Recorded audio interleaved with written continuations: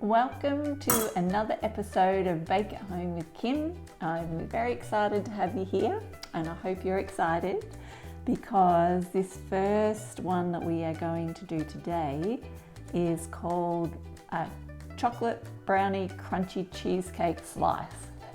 I made it up. And so it has a yummy brownie. It's actually a gluten-free brownie recipe on the bottom, and it's delicious. And then we've added a crunchy cheesecake to the top and then decorated with cream and chocolates. And we're going to show you the whole process. But will I be game? I'll show you. It's so, look at this. So I don't know if you can see, this is very sinful, but we have bits of crunchy. In Australia we have crunchies. And then the caramel has oozed out of that a little bit and made a little bit of a syrupy inside. Will I have a go? Might have to take the chocolate off top. Could be bad. Oh, got me! Oh, good.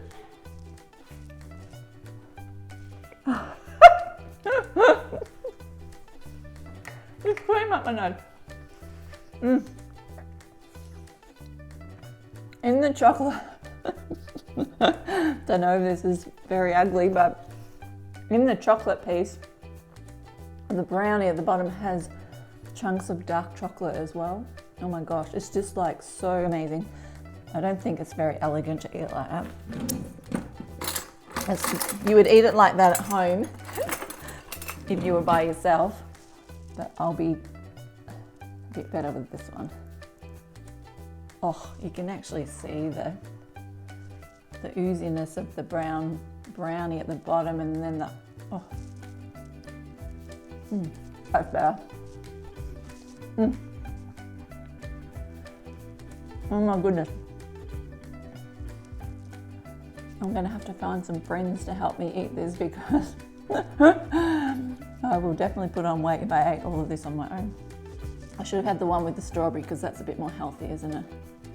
Oh, I can feel it go through the chunk of chocolate. Oh my goodness. It's just amazing. So,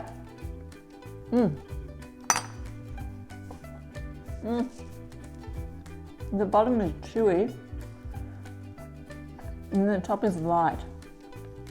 It actually goes so well together.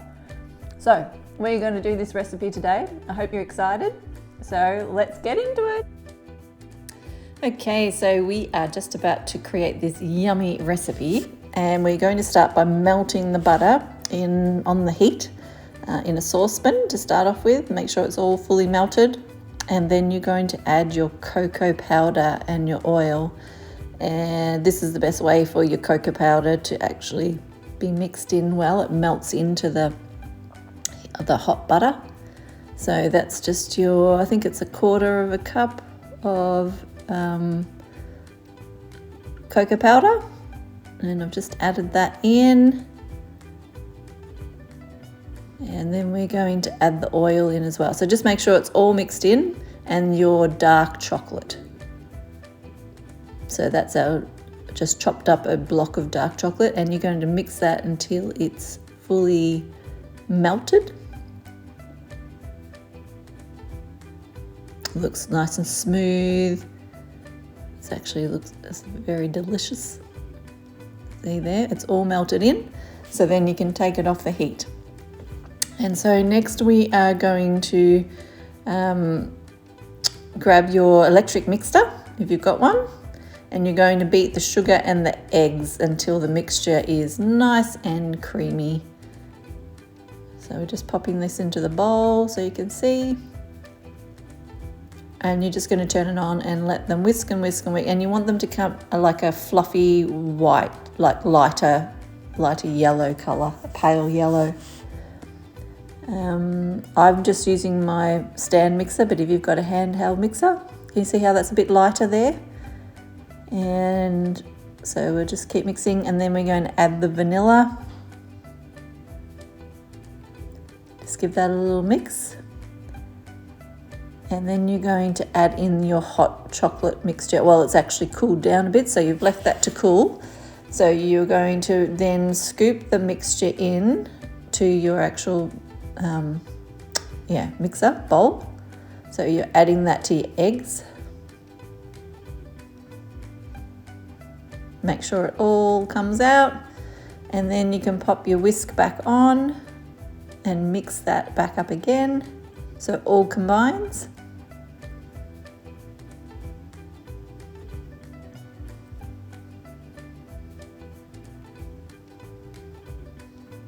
So it just takes a little moment for it to all be combined in together.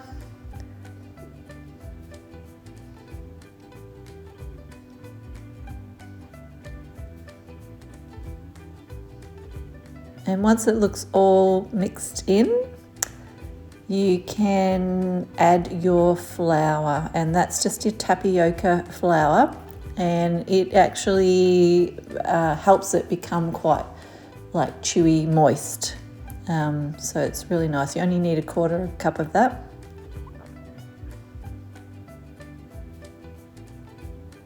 And you just give it another mix until it's all mixed through. You can add a little bit of salt if you want to, and then I added some dark chocolate again, so just dark chocolate pieces, so that when it does cook, there's little chunks of, so if you were just having this as a brownie slice, the chunks of chocolate at the end when it's cooled down inside it is very nice. But I did find that at the end of when I was doing the cheesecake on top, you probably didn't need to add these choc chips because there was a bit of a hard crunch to try and cut through in certain places. So if you're going to do this mix, I would just leave out that last bit of chocolate.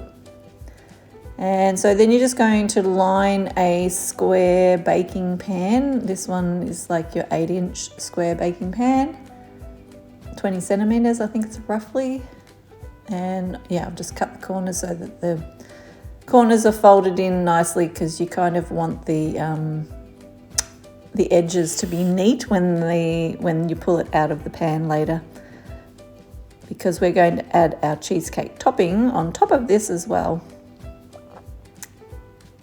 So then we're just going to pop that in, and we're going to bake that then for about 20 to 25 minutes, 180 degrees centigrade or 350 Fahrenheit, until it's baked. And you want to, it will be nice. Once it's cooled, the brownie will harden up as well, so it still keeps cooking after it comes out of the oven. Yummy. So we'll pop that in, and then it's come out after it's 20 minutes, and it should have a little crack on the top. If you were just going to have this as it is, that's a perfect brownie. Just shake a bit of icing sugar on the top, but we're going to let that fully cool down, and now we're going to make the cheesecake part. And we're using Philadelphia cream cheese in the blocks, so you're going to pop those in. I just cut them up into pieces. Make sure it's a bit more room temperature if you can, because it just makes it easier to blend it, like mix it together. It's a pretty simple recipe, this cheesecake one, and it just tastes amazing. So there's no baking involved with this cheesecake. So as soon as you've mixed this up, you're going to pop it on top of your brownie, and then it'll just become solid once it's in the fridge for a while. So adding your sugar to your cream cheese and giving that a mix together until it's nice and soft and fluffy and white.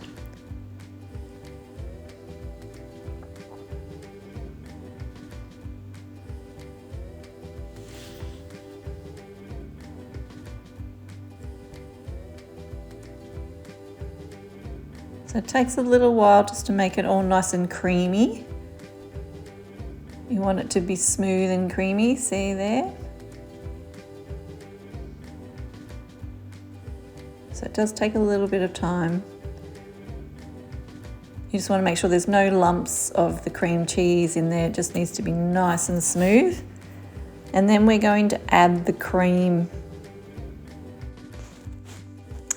Okay, so adding in your 1/2 cup of cream and keep it mixing so that it all combines very well together and smoothly. So it kind of looks like this, nice and smooth. And then you're just going to scrape it down from the sides. Make sure that you have got all of the pieces in. Like sometimes it can be little dry bits on the edges and that need to be mixed in. But now we're going to add in our gelatin powder, and you're going to make this, so you're going to heat up your kettle and you're going to add hot water to, like boiling water to the gelatin, and you're trying to mix it in a bowl so that it all dissolves. It takes a little bit of effort, and then as the mix is on slow, you'll add the gelatin to that. And so what the gelatin does is help the cheesecake set while it's in the fridge. So we want to make sure that this is mixed in really well. And then you can add some yummy bits. See how smooth and creamy that looks? And we're going to add in some crunchy pieces right now. So you're going to chop up, I bought that fun family pack with all the mini crunchies in there, and I think I chopped up about 4 of those. So like this, the crunchy little bars, and I chopped about 4 of them up and then popped them into the mixture. Now you're going to grab your cold brownie that's just been sitting there going cool, and you're going to pour that mixture over the top of the brownie. And you're going to make sure that you cover all of the top of it into the corners and making it nice and smooth on top.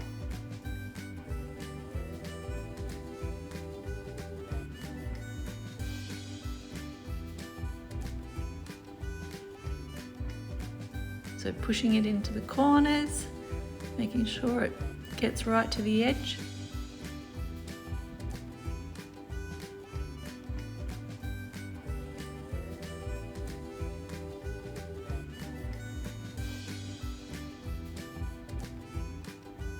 And then we're going to pop it into the fridge, and you probably need about half a day for it to set properly, maybe a few hours if you're in a rush, but the longer you can leave it, the better.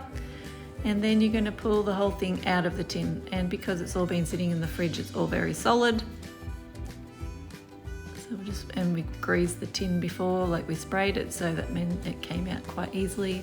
And you just want to be gentle pulling the sides of the paper off, just so that you don't rip any chunks of cheesecake off or out of the edges. And then you're just going to peel it back, and look, the cheesecake is pretty solid by now, and the brownie is very solid, so you can play around with it a little bit by pulling the back off. I just let it stand on its side a little bit while I did that, and then just take the paper right off. Make sure you've got every little bit of paper out.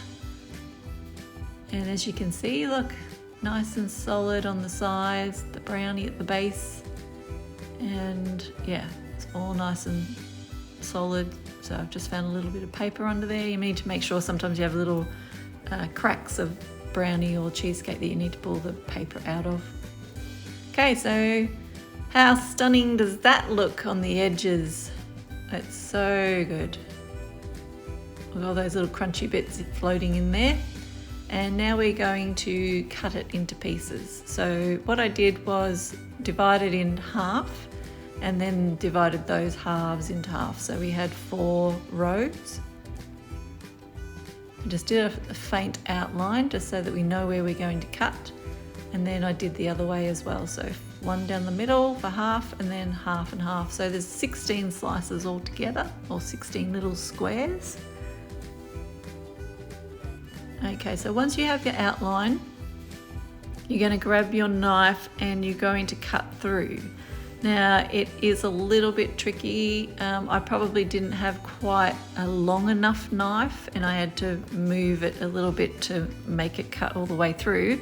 But also your brownie has been in the fridge for a little bit, so it's pretty solid. And as I was saying before, those chunks of chocolate were kind of a bit hard now to try and cut through. And so I found that because the brownie was nice and sticky on the inside, when you pull the knife up to cut again, you would get the brown come onto the top of the cheesecake. So I just had to stop. It was a very slow process, but I had to stop in between and give the knife a wipe over in between each cut. As you can see, the cheesecake is very easy to cut through, but the brownie, now can you see that brown coming up on the edge there? So I just had to wipe my knife down and then continue cutting. Maybe if I'd had a longer knife, I would have just been able to do one continuous cut, but I had to cut the front part and then I had to cut the back bit. So, and then just had to wipe the knife. So it was a slow process in between.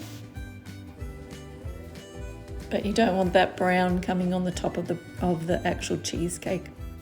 So that's what we've finished cutting all the slices, and as you can see, that's what a slice would look like, nice and solid.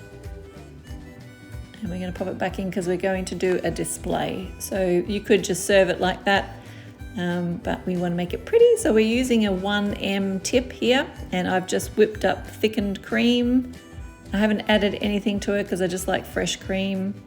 And so then I'm just doing swirls on top of each square, sorry, with the cream. It looks very pretty, doesn't it? And a nice little swirls. So yes, that was a 1M tip. And just gives it that pretty little rose look on the top. Now stunning, even just with the cream, it looks pretty just by itself, but we're going to decorate it. So I just used whole strawberries and the white chocolate balls, and I can't remember the name. You know how you get the, oh dear, it's not lint. Anyway, it'll come to me in a minute. But anyway, you can use anything. You can use any type of chocolate or fruit. You might want to just put all different types of fruit on top. And I noticed I had done aesthetically unpleasing things by turning the strawberry on the corner the wrong direction. So I had to rectify that later on so that it was all nice and turned the same way. Isn't it funny how sometimes other people, you probably didn't even notice that, but it was like very obvious to me in the end. So look at that ooey gooiness. How good does that look? Seriously guys, this is like, look at that gooiness of the brownie at the bottom, and then the chunky bits of the crunchies in the actual cheesecake. Oh my gosh, tell you, I don't even feel bad for eating that slice. Like I usually, with something like this, you feel like it's over the top. This is evil because it's really nice and it's quite light, even though it looks great. Ew! That is amazing! Hope you're excited! So how did you go? Have you made it? And how does it look? I'm still getting chocolate bits out of my teeth. I'm having a little munch myself. It actually is really, really nice. It's not, I thought it was going to be really over the top rich, but the brownie, it's gluten-free, but you don't even know it's gluten-free because there's no grit to it. You use tapioca flour as you've just done. So it's chewy and nice, like a normal brownie. And then that cheesecake is just light. It's very basic, isn't it? When you look at that recipe, you know, just putting in the cream and the cream cheese and the gelatin, sugar. That crunchy dough just adds that little bit of a caramel oozy bit in little chunks throughout the cheesecake. And then the cream on top's nice and light and fluffy. If you have a strawberry, it's nice and healthy. Maybe have the other chocolate thing that's delicious as well. So I'm really excited about this. I just think it's amazing, and how beautiful would that look on a platter when you're at Christmas time or at any like event that you're going to, or a party with your family, or even just to whip it up on a weekend and just go, look what I made. And you hand a piece of that to someone, they're gonna love you forever. So I hope you enjoyed it, and I hope you look forward to the next one that we do. See you later. Thanks again for joining me.